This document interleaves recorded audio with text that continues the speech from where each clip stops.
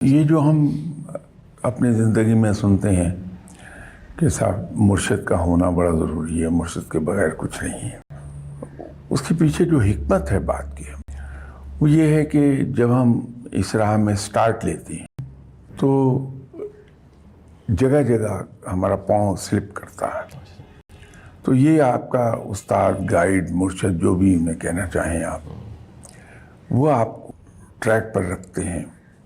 دوسرا وہ علم بانٹتے رہتے ہیں بیٹھے. مرشد اسی وقت آپ کو انڈیپینڈنٹ کرے گا جب وہ یہ دیکھ لے گا کہ آپ میچیور ہو گئے ہیں، علم کے لحاظ سے بھی اور تربیت کے لحاظ سے بھی.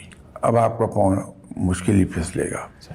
اس کے باوجود انڈیپینڈنٹ کرنے کے باوجود وہ نظر رکھتے ہیں ٹھیک ہے سر، کہ کہیں بھٹک تو نہیں رہا بندہ، تو وہ وارن کر دیتے ہیں. لیکن اگر مرشد نہیں ہے ٹھیک سر، تو پھر انسان کو خود بہت ہی زیادہ الرٹ رہنے کی ضرورت ہوتی ہے کہ انسان اپنا محاسبہ خود کرتا رہے ٹھیک ہے سر، کہ میرے ذہن میں کہیں یہ تو نہیں آ رہا، میرے ذہن میں یہ تو نہیں آ رہا میں فلاں آدمی سے اچھا ہوں، یا لوگوں کی واہ واہ کے نتیجے میں میرے اندر یہ چیز تو نہیں پیدا ہو رہی کہ میں سمجھوں کہ میں بہت بڑا ہو گیا.